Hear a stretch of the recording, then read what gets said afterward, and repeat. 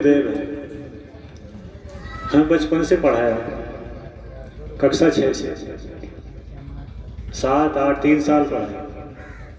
और प्यार भी जितना पहले करते थे उतना ही उससे ज़्यादा अब करते हैं। पहले भी बहुत करते थे पर अब तो बहुत अधिक करते हैं। आश्रम में शनिवार की हाजिरी भी है, मंगलवार की भी है, बीच में भी आ जाते हैं। कहते हैं गुरुदेव आश्रम से जाने को मन नहीं करता।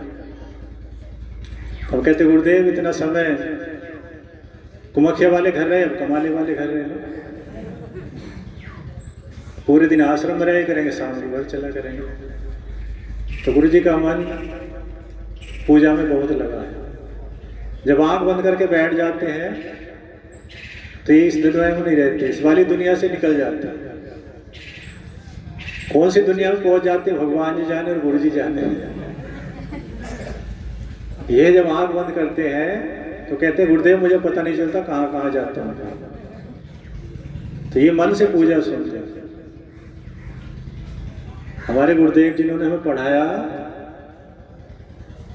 हम कहते गुरुदेव हमारे पास आ जाओ ना, गुरु जी नीचे बैठते हैं। तो ये बदला उतार रहे, बदला उतार रहे ना। कभी हम नीचे बैठते थे, गुरु जी कुर्सी पे बैठते थे, तो आज गुरु जी हमारा बदला पूरा करेंगे, तुम ऊपर बैठो मैं नीचे बैठो। तो हमारे गुरु जी बढ़िया है, आदत के इनकी बुराई करने वाला कोई हाथ नहीं लगता, ना गांव में लगता है ना क्षेत्र में लगता है। और पिताजी से घर जैसे संबंध रहे। बच्चों के स्कूल में अगर पीटते थे ना, क्रोध आ जाता था, बच्चे काम नहीं करके लाते थे तो डरते हम नहीं थे, पर हमें पीटते नहीं थे गुरुदेव। इनका प्यार ऐसा था और वो सदा बना रहा, आज भी है, कल भी था। तो हम भी चाहते हैं गुरुदेव हमारे बहुत साल तक हमारे साथ बने रहे, आश्रम में आते रहे, तपस्या करते रहे। तो ये बड़े सौभाग्य की बात है कि पूजा में मन लगे। जैसा हमारे गुरु जी का मन लगा है ऐसा मन लग जाए तो आप भी इस दुनिया में नहीं रहोगे। आँख बंद करके ध्यान अगर करो, इधर उधर की याद ना रहे, तो भगवान जी से तुम्हारा मिलन हो जाएगा। आत्मा को परमात्मा का दर्शन हो जाएगा, मिलन हो जाएगा, जिसे कहते हैं योग। योग का नाम एक पिलस भी है ना। पिलस का क्या अर्थ है? जोड़ना। 2 और 2 4 जोड़ते ना, 3 और 3 6। तो योग का अर्थ है जोड़ना, पिलस का अर्थ भी जोड़ना है। तो आत्मा परमात्मा जुड़ जाती है। कब जुड़ जाती है? जब हम आंख बंद करके परमात्मा का ध्यान करते हैं, शिव का ध्यान करते हैं, या भगवान जी के किसी रूप का ध्यान करते हैं, निराकार शक्ति का ध्यान करते हैं। शक्ति एक ही है, वही है निराकार, वही है साकार, वही माता है, देवी माँ भी वही है, राधा जी भी वही है, और शिव भी वही है, कृष्ण जी भी वही है, भेद नहीं है। अगर कोई निराकार की पूजा करे कि मैं सब निरंकारी हूं और भगवान जी के रूप की निंदा कर दे तो अज्ञानी है। शास्त्रों में लिखा, हम नहीं कह रहे, जो हमने पढ़ा वो कह रहे हैं कि अज्ञानी है। मेरे रूपों में भेद मानना अज्ञानता है। मैं वो हूं जो तुम नहीं जान सकते, पूरा कोई नहीं जान सकता। निराकार भी हूं, साकार भी हूं, आदि है नाम। और ये है वो नहीं है, भगवान ऐसे है वैसे नहीं है, यही अज्ञानता है। भगवान वो है जो मान लें। अगर राधा जी की पूजा करें तो राधा जी को सब कुछ मान लें कि राधा जी है सब, राम जी की पूजा करें तो राम जी को मान लें कि राम जी परब्रह्मा है, राम जी का आदि है नाम। कृष्ण जी की पूजा करें तो कृष्ण जी को मान लें कि यही पारब्रह्म परमात्मा है और कोई नहीं। और शिव की पूजा करें तो शिव को मान लें कि यही पारब्रह्म परमात्मा है, इनके अलावा और कोई नहीं। क्यों? एक है, दो नहीं है। अब कई भक्त कहते हैं गुरुदेव शिव जी का ध्यान तो करता हूं, मंत्रों का जाप भी कर रहा हूं, क्या राधा जी के मंत्र का जाप और कर लो? तो हमारा उत्तर होता है कि राधा जी भी वही है। अगर कहीं का जाप करोगे तो भगवान जी का अपमान है कि मेरे कई रूप के ध्यान में लगा, इसे एक रूप में विश्वास नहीं है। तो पूजा करो एक रूप की, चाहे निराकार हो, चाहे साकार हो, चाहे शिव की करो, चाहे राधा जी की करो या राम जी की करो, एक रूप की पूजा करो। रटते रहोगे ना पूरे दिन, जब आंख खुलेगी रात को तब रटते रहोगे, होश होश में रटते रहोगे तो प्रैक्टिस बन जाएगा। नहीं नाम लेना चाहोगे तो भी चलता रहेगा। और जिस समय प्राण निकल रहे होंगे शरीर से, ना भी नाम लेना चाहोगे तो भी चलेगा, जो प्रैक्टिस बन गई ना। रात दिन लेते थे तो प्रैक्टिस बन गई। और एक नाम की प्रैक्टिस बना लो, अनेक की नहीं, उन्हीं के धाम जाओगे। एक ही शक्ति वही है, वही रूप लेकर आएगी, वही रूप लेकर आएगी जिनका ध्यान करोगे और अपने लोक ले जाएगी। और कई रूप का ध्यान करोगे तो शिव भी सोचेंगे कहां ले जाऊं इसे, अरे कौन से लोक ले जाऊं। इतना ही राधा जी का नाम लेता है, इतना ही कृष्ण जी का, इतना ही राम जी का, इतना ही शिव का, इतना ही माता जी का, अब कौन से लोक ले जाऊं। अरे किसी के 4 विषय के पेपर दिए और चारों के नंबर बराबर हैं, तो फर्स्ट सेकंड थर्ड या डिक्टेशन थोड़ी बन जाए किसी विषय में, सब एक सही है। अगर एक विषय को सही लेके चले तो पता चला उस विषय में नंबर बढ़ गए, नाम हो गया भैया इस विषय में नंबर जाते हैं। तो अपने आश्रम में अब सोच रहे होंगे गुरुदेव तो बहुत सारी पूजा करें, बहुत सारे भगवान जी के नाम ले में, सुबह से अब तक बहुत सारी आरती कर ली, आर्या होगा कुछ के मन में?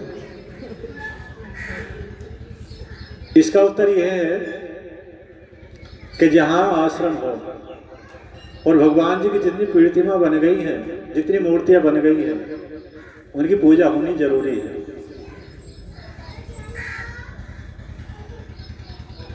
उनकी पूजा होनी आवश्यक है। जैसे जैसे आश्रम में मूर्ति बढ़ती गई वैसी वैसे आरती बढ़ती गई।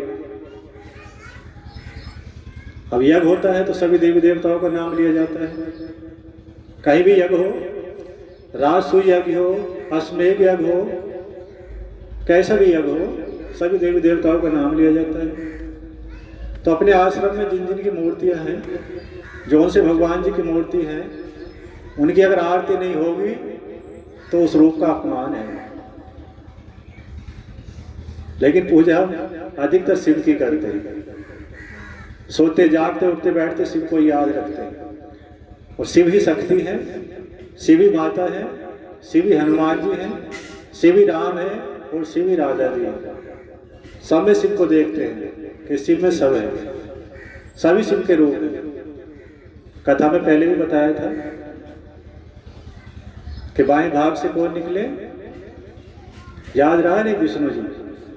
विष्णु जी प्रकट किए भगवान शिव ने बाएं भाग से अपने, और दाएं भाग से दक्षिण भाग से ब्रह्मा जी उत्पन्न किए। सभी के रूप हैं।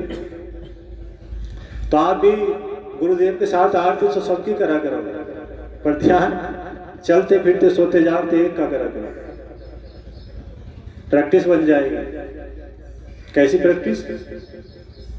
जैसे बैंक में कैशियर बात करते रहेंगे और नोट गिनते रहेंगे, गिनती गलत नहीं होती और बात भी चल रही। क्या कर लिया उन्होंने? प्रैक्टिस। भीम रात में खाना खा रहे थे, अंधेरी रात थी और चल रहा था काम। अर्जुन घूमते घामते रात में पहुंच गए। अरे भीम भैया, तुमने उजाला भी नहीं किया। अरे प्रकाश कर लेते ना, खाना अंधेरे में क्यों खा रहे हो? भीम ने क्या कहा कि भैया खाने की प्रैक्टिस हो गई, अंधेरे में खाना खाने की प्रैक्टिस कर ली मैंने, मुझे कोई जोर नहीं पड़ता अंधेरे में खाना खाने का, कितनी रात हो अंधेरे में खा लूं। तो अर्जुन ने भी अपने धनुष बाण रात में जाए उठाए कि मैं भी रात में प्रैक्टिस करूंगा। तो प्रैक्टिस कर लो एक नाम के जाप की। गुरुदेव को तो आरती करनी पड़ेगी सारी, इसलिए शाम भी हो जाती है सुबह से। जब हनुमान जी की प्रतिमा बनी थी सन 91 में, 1991, तो उससे पहले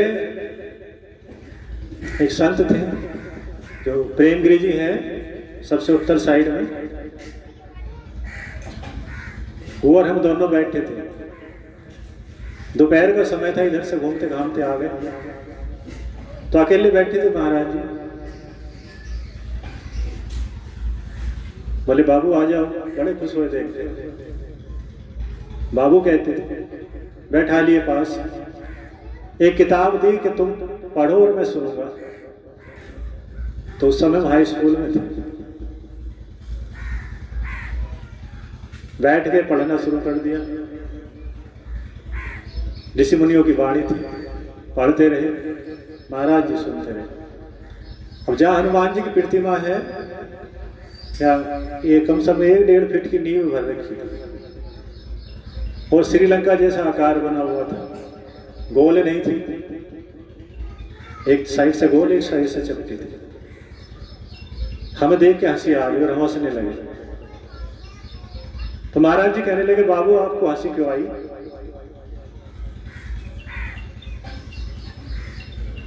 महाराज जी आश्रम में श्रीलंका क्यों बना रखी? तो हमारी बात का बुरा नहीं मानते थे।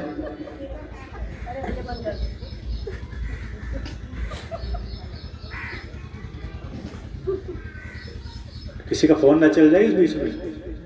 अब हंस के बोले बाबू मेरी इच्छा यह है कि मैंने यह हनुमान जी की शक्ति भी देखी, तो सोचता हूं हनुमान जी की मूर्ति बन जाए और इस जगह में बनाने की सोच रहा हूं जहां ये नींव डाल रखी है। तो हमने महाराज जी हमें हंसी तो किया है कि श्रीलंका जैसी नींव क्यों डाल रखी है। तो महाराज जी ने नींव तो तुड़वा दी और कहने लगे कि बाबू एक बात कहता हूं, बताओ, हनुमान जी की मूर्ति बन जाए और मैं यहां से जाऊंगा। मैं कहाँ जाओगे? कि मेरे गुरुदेव हैं दिल्ली के पास, उनके पास जाऊंगा और शरीर छोड़ूंगा। शरीर छोड़ने का समय आ गया। हम कहने लगे महाराज जी आश्रम छोड़ के मत जाना, आपने यहां मेहनत की है तो आप शरीर यहीं छोड़ना, आपकी मूर्ति बनवाएंगे, समाधि लगाएंगे, आप आश्रम से मत जाना। हनुमान जी की मूर्ति पापा जी से कहना, निर्माण शुरू हो जाएगा, सामान आ जाएगा। पिताजी से कहना कि हनुमान जी की मूर्ति बनवाने का विचार है, तो काम शुरू हो जाएगा। बोले हाँ भगत जी कहते थे पापा जी, कहूंगा भगत जी से और जाऊंगा जरूर। हम कहते महाराज जी नहीं जाना, नहीं, शरीर नहीं छोड़ना। अब दो ही थे, तीसरा कोई, भगवान जी थे तीसरे थे, और कोई फैसला करने वाला था नहीं। महाराज जी अड़े हुए थे मैं जाऊंगा, हम कहते थे नहीं जाना, यही शरीर छोड़ना आश्रम में। अब फैसला करने वाले तीसरे भगवान जी थे। उन्होंने महाराज जी की हालत इतनी खराब कर दी, इतनी बड़ी उल्टी आई कि इतनी बड़ी उल्टी हमने कभी नहीं देखी। और बिल्कुल ठीक थे, कोई रोग बीमारी नहीं थी। उल्टी दिन तकड़ी आई कि चारों तरफ बहुत दूर तक उल्टी उल्टी हो गई। हम भी डर गए कि भगवान जी ने रोकने का काम कर दिया सब। ये जिद पड़े हुए थे मैं शरीर छोड़ूंगा तो गुरु जी के चरणों में, हम कहते आश्रम में छोड़िए, हनुमान जी की मूर्ति तो बन जाएगी तो शरीर यहीं छोड़ लेंगे। तो हम बोले महाराज जी के डॉक्टर साहब को लाए, जाने की हालत में तो थे नहीं, शरीर कांप रहा था, बुढ़े वैसे थे और तेज तेज कूदने लगे जैसे ठंड लग रही हो। बोले बाबू जल्दी जाओ। तो हम आए तो पैदल थे, बहुत तेज गर्मी हो रही थी। हम महाराज जी की हालत देखकर हम भी भाग लिए, फिर डॉक्टर को लाए और जंगल में को भाग लिए, ऐसे डलों में कांटों में झाड़ों में ऐसे भागते चले गए। तब बहुत तेज भाग के गए, पसीने में भीग गए। जाके गांव में डॉक्टर से बोले डॉक्टर साहब आश्रम में चलो। आश्रम में महाराज जी की हालत बहुत खराब है, बहुत तेज कांप रहे और कूद रहे हैं, बहुत विकट हालत खराब है। तो डॉक्टर साहब ने कहा मेरे पास टाइम नहीं है, आप साइकिल ले जाओ मेरी और यहीं बैठा लो।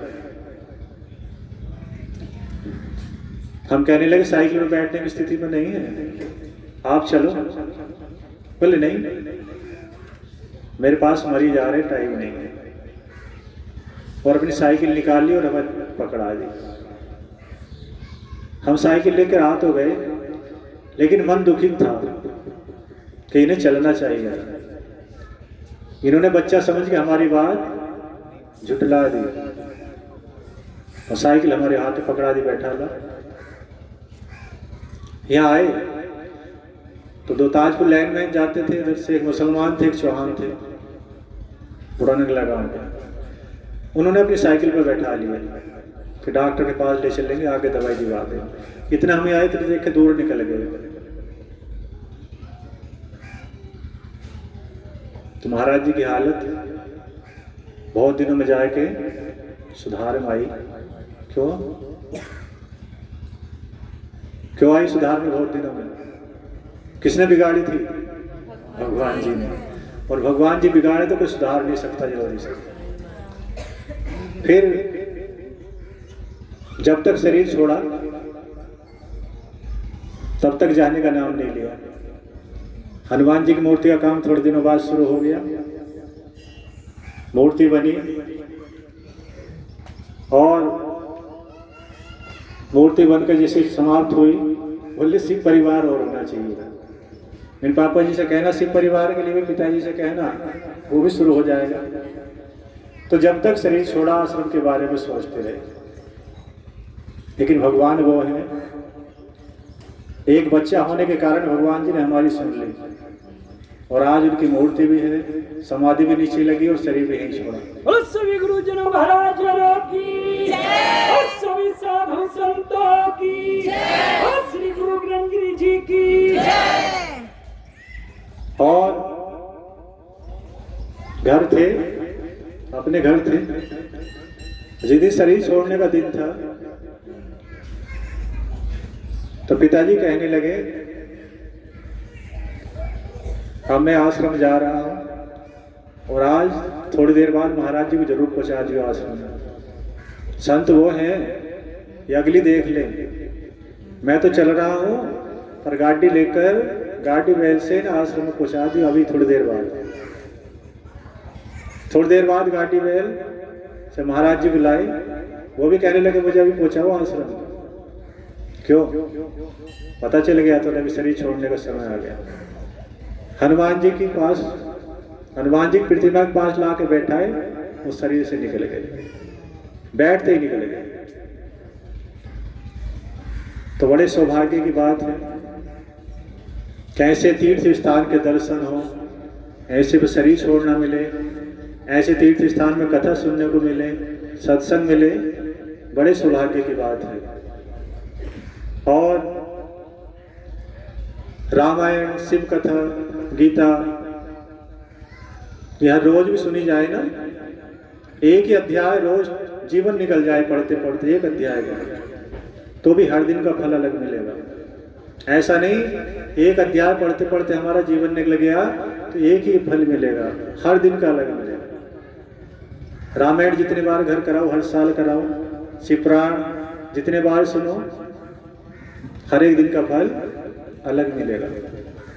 जो कथा आज सुना रहे, कल भी सुनाने लगे तो कल अलग फल मिलेगा, परसों वही कथा सुनाने लगे परसों का भी मिलेगा। ऐसा नहीं गुरु जी ने कल भी यही सुनाई थी, आज भी यही सुनाई थी, परसों भी यही सुनाई थी, उसका फल हर दिन का अलग मिलेगा। हर दिन की शक्ति मिलेगी, हर दिन की पूजा के नंबर बढ़ जाएंगे। तो जब तक होश में हो, निंद्रा नहीं आ रही, सोए नहीं, तब तक ध्यान करते रहो। और जब आंख बंद हो गई, सो गए, निंद्रा आ गई, फिर वो देखेंगे। जिन्हें याद कर करके सोए, फिर उनकी ड्यूटी है कि अब तक जब तक होश में था मुझे याद कर रहा था, और बेहोश में है तो मैं याद करूँ इसे। अब मैं इसके काम देखूँ, इसकी रखवाली करूँ, इसे कोई राक्षस न सताए, सोते समय कोई पिशाच डंगरी चुड़ैली मसैनी न सताए, कि मुझे याद करता करता सोया है। तो जब भी नींद आए, उससे पहले नींद की तैयारी करा करो। तैयारी क्या? जैसे यात्रा में जाते हैं, अपना बैग तैयार करते हैं ना, कि क्या क्या चाहिए यात्रा में। कई जोड़ी कपड़े चाहिए, और सामान भी चाहिए, खाने का भी चाहिए। तो बैग तैयार करेंगे, कई दिन में वापसी आना है। तो नींद भी एक यात्रा है। जो 5-6 घंटे 7 घंटे सोते हो, वो भी एक यात्रा है। आत्मा को आराम देना है, या शरीर से निकलेगी, शरीर से निकल के कहीं घूमेगी, पता नहीं कहाँ कहाँ जाएगी, कहाँ कहाँ यात्रा करेगी, कहीं डरेगी, कहीं पिटेगी, कहीं कीचड़ में जाएगी, कहीं स्वर्ग में जाएगी। तो एक यात्रा है वो। तो उस यात्रा में जाने से पहले, नींद आने से पहले सभी ध्यान रखें। आँख खुल के फिर घर वालों से कहेंगे बड़ा डर लगा रात को। अरे जब सही से यात्रा करके नहीं सोए थे, याद करके भगवान जी को नहीं सोए थे, तो डर तो लगता। और याद करते करते सोएंगे तो डरोगे नहीं, डरा दोगे। सच है, डरा दोगे। कितना ही भयंकर राक्षस आ जाए, उसे डरा दोगे, तुमसे डर के भाग जाएगा। क्यों? तुम्हारे साथ महाकाल खड़े मिलेंगे, सिद्ध बाबा जी खड़े मिलेंगे कि मेरा भक्त है, यहाँ क्यों आया है, यहाँ क्यों आया है। तो हाथ तुम्हारे होंगे, शक्ति भगवान जी की होगी। हाथ तुम्हारे होंगे, और तुम कोशिश करोगे दिन में, तो हम इतनी बहादुरी नहीं करते, रात को कहाँ से शक्ति आ गई। तो शक्ति वो है जिसे तुम याद करते करते सोए हो, वो आ जाते हैं, वो साथ रहते हैं। एक दिन रात्रि में, नवरात्रों का समय था, नवदुर्गे माता जी के व्रत चल रहे थे। हो सकता है 20 साल पहली बात हो, बतानी नहीं चाहिए बात ही, पर कभी कभी हम बता दे भक्तों को। बिना पानी वाले व्रत चल रहे थे। तो रात्रि में जैसे सोए हुए थे, तो कहीं वनों में पहुंच गए, जहां तो हमारे साथ बहुत सारे भक्त थे। वो पता चला कहां कहां चले गए, हम अकेले रह गए, और वनों में अकेले घूम रहे। यात्रा चल रही वनों की, देख रहे हैं कहीं से बहुत तेज ठोरने की आवाज है, बहुत तेज। तो मन में आया कोई राक्षस ना हो। तो एक किला मिला उस वनों में, छोटी छोटी ईंटों का किला था। दीवार ऐसा था जैसे 8-8, 10-10 फीट की दीवार उस किले की, बहुत चौड़ी चौड़ी, बहुत ऊंची दीवार थी। कई मंजिल जैसे मकान होना, इतनी ऊंची ऊंची दीवारें थी। उस किले में हम घूमते घामते पहुंच गए, तो सच में राक्षस था। इतना भयंकर राक्षस कि 10-20 आदमी उठा के एक बार में डाल ले। जब ठो रहा था उसका पेट भी बहुत ऊंचा उठता था और बहुत नीचे चला जाता था, और उस किले में अकेला सो गया था। कि माता जी दिखा रही नवरात्रों में लीला। हमने देखा कि इसकी सांस की गति से आदमी अंदर चला जाएगा। ऐसा ना हो इसकी आंख ना खुल जाए, सो रहा है, अगर उठ गया तो एक हाथ से उठाएगा और चने की तरह अपने मुंह में डाल लेगा। जैसे हम तुम चना डाल लेना उठा के, तो हम पिछले पैर आगे जैसे चल रहे थे ना, उसे देख के पीछे बढ़ने शुरू हो गए। धीरे धीरे पैर रखे आगे पीछे की तरफ कि उठ ना जाए। उठ गया तो हमारे पास तो कुछ नाश थे, न स्वस्थ, खाली हाथ है और छोटा सा शरीर है। इसके तो एक पंजे के बराबर है, जितना पैर का पंजा था ना इतनी हमारी लंबाई थी। 6 फीट के आसपास तो उसका पैर का पंजा हुआ। तो धीरे से खिसक गए, इतने उस गेट से बाहर निकलने वाले थे किले के, इतने उसकी आंख खुल गई। जब खड़ा हुआ ना, तो जैसे आदमी के सामने वो लगती है ना छोटी सी चिड़िया, ऐसे हम लग रहे थे। हमें लगा काम हो गया, आज एंड हो गया मामला। अब ये उठाएगा, पकड़ेगा, 2 उंगलियों से उठा लेगा, उठा घुमा देगा। अब उसने हाथ बढ़ाना शुरू कर दिया। जो राक्षस था, पता नहीं कौन से युग का था, इतना लंबा चौड़ा सतयुग का था या त्रेता का था। हमने जब देखा था ना, बहुत ऊंचाई, जैसे पहाड़ को देखते ना ऐसे मुंह करके देखना पड़ गया था, और सोच रहे थे काम हमारा तो हो गया खत्म। आज हम सोच रहे इसकी आंख खुल ना जाए, और खुल गई। चलो, अगर शिव की ऐसी इच्छा हो गई तो ऐसा ही सही हो सके, आज लास्ट हो। तो डर तो नहीं था, हल्का था, बुरा वाला डर नहीं था कि डर के भाग ले। वहीं खड़े हो गए कि अब तो जाना ही है इसके मुंह में। जैसे उसका हाथ हमारी तरफ आया, हमारी तरफ पूरा हाथ नहीं पहुंच पाया, इतने माता जी आ गई। बोलो दुर्गे माता की जय, चंडी माता की जय, श्री गुरुदेव महाराज की जय। माता काली माता आ गई। एक ही है माता, अलग अलग रूप है इनके। वही राधा है, वही काली है, वही गौरी है। माता जी की लंबाई उससे भी अधिक थी। जो कुछ डर था थोड़ा बहुत हमारा, वो सब निकल गया कि अब तो इससे लंबी माता जी आ गई। और आश्रम में माता जी की मूर्ति सबसे पहले बनी है, सिद्ध बाबा जी की बाद में बनी, जब छोटे थे। अब काली माता आ गई, हाथ में इतना लंबा त्रिशूल था जितनी माता जी की लंबाई थी। त्रिशूल ही भयंकर था। अब राक्षस एक तरफ तो हमारी तरफ देख रहे, एक तरफ माता जी की तरफ देख रहे कि छोटे से बालक की रक्षा के लिए कितनी बड़ी माता है। अब क्या होने वाला है? जितने राक्षस हो ना, ये माता जी की पूजा करते हैं, कुछ ब्रह्मा जी की करते हैं, तो माता जी की पूजा करता होगा वो, तो माता जी का पक्ष उसका भी लेना था और छोटे से बालक का भी लेना था। तो अपना त्रिशूल हाथ में लिया और हमारे हाथ में पकड़ा दिया। जैसे त्रिशूल माता जी के हाथ में था, हमारे हाथ की तरफ कर दिया, हमने एकदम पकड़ लिया। तो हम सोचे थे इतना बड़ा त्रिशूल हमसे रुकेगा कैसे, लेकिन ऐसा था जैसे हमने हवा पकड़ ली, इतना हल्का लग रहा था। नीचे ऊपर करके बड़ी खुशी मिल रही थी, माता जी का त्रिशूल नीचे ऊपर कर रहे थे। तो कितनी तेज है माता जी। देखा इसका भी पक्ष करना और इसका भी करना, लेकिन ज्यादा किसका करना।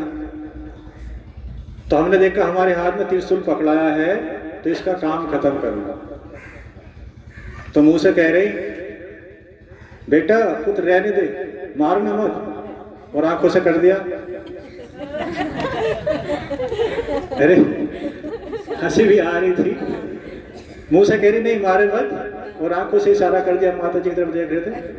हमने त्रिशूल उठाया और उसके पेट की तरफ कर दिया। ओ जगदम्बे माता की जय, महाकाली माता की जय, श्री गुरु ग्रंथ जी की जय। हाँ, त्रिशूल इतना हल्का था जैसे हवा में उड़ रहा हो, पर भारी इतना था उस राक्षस से, इतना भारी था कि हिला भी नहीं सकता था। लेकिन माता जी ने अपनी शक्ति से इतना हल्का कर दिया कि हमारे हाथ चल रहे थे, तो जैसे हमने उसके पेट की तरफ करा तो ऐसे जाए घुसा, एक बार में उसका काम खत्म हो गया।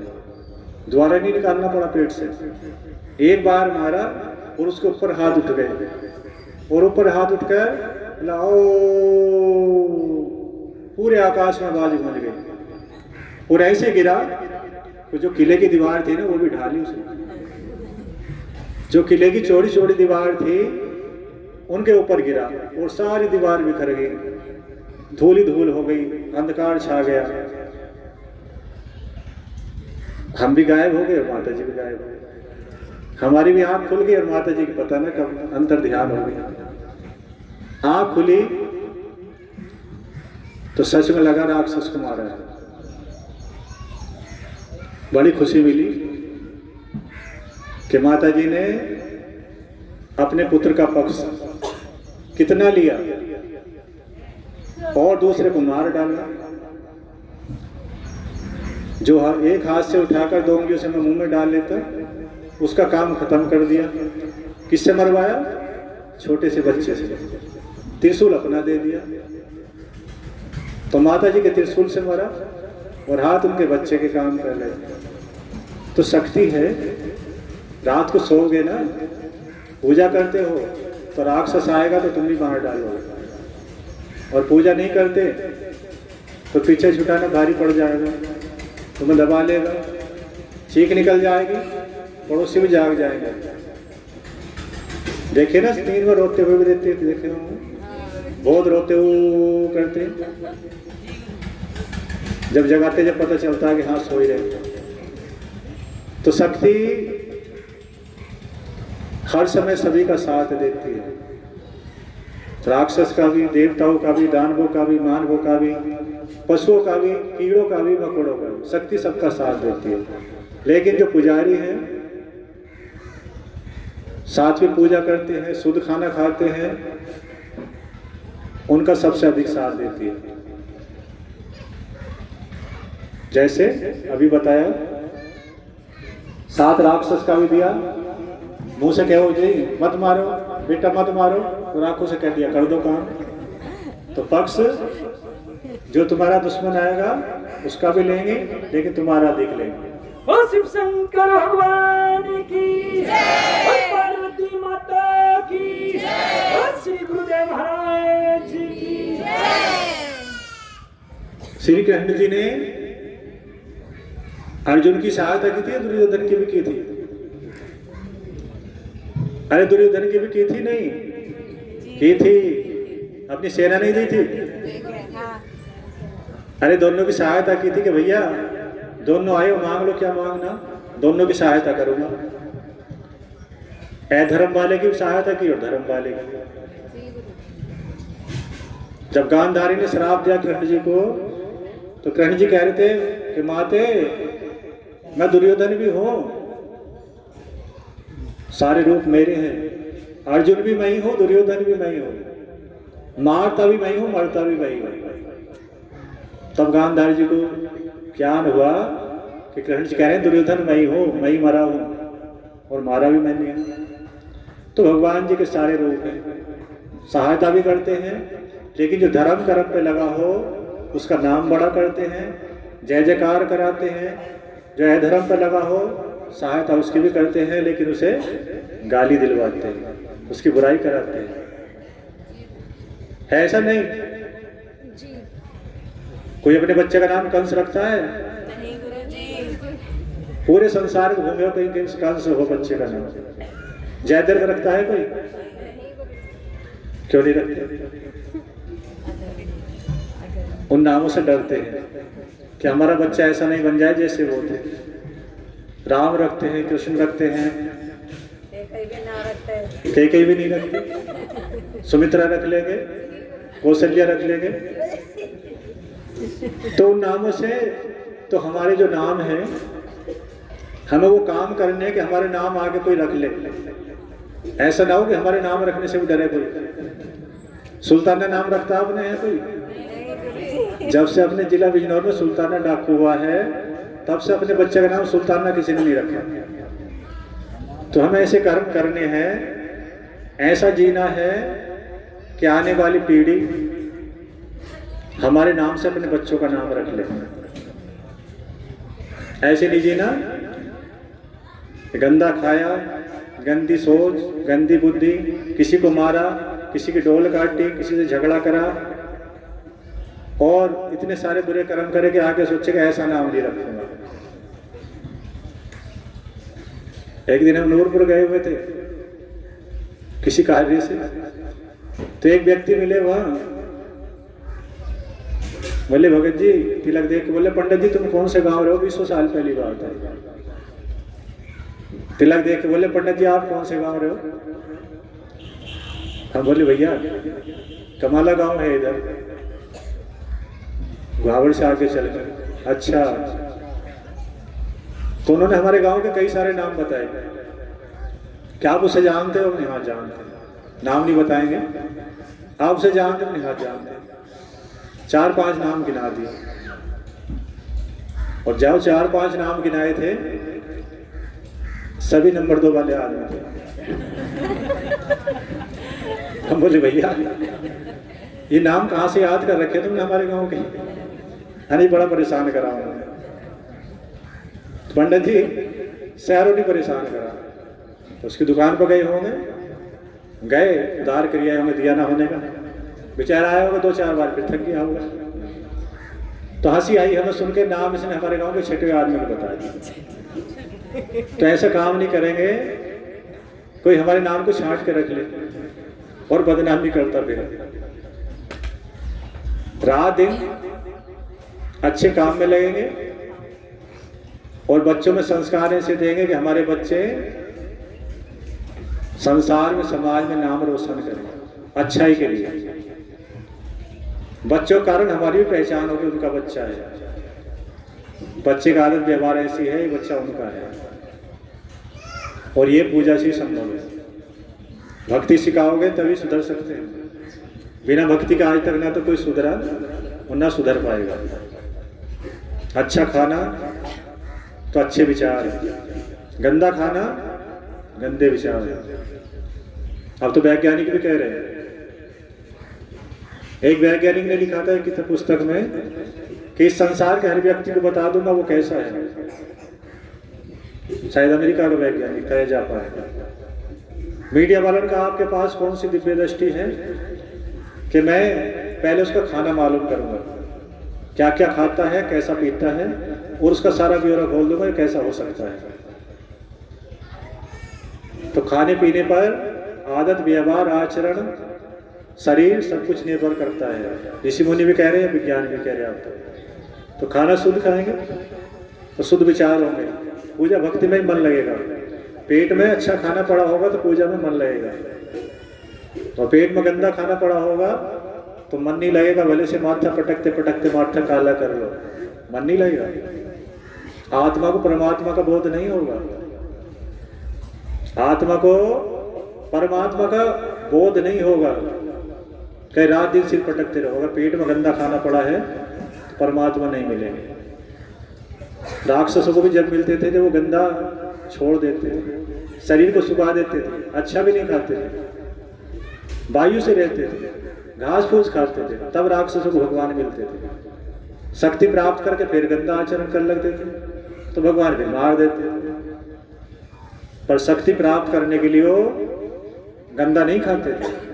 एक भी राक्षस ने गंदा खाना नहीं खाया तब शक्ति मिली। शुद्ध खाना खाते थे तब पूजा करते थे। खाना भी नहीं खाते थे, शरीर को सुखा देते, हड्डियों का ढांचा बना देते थे।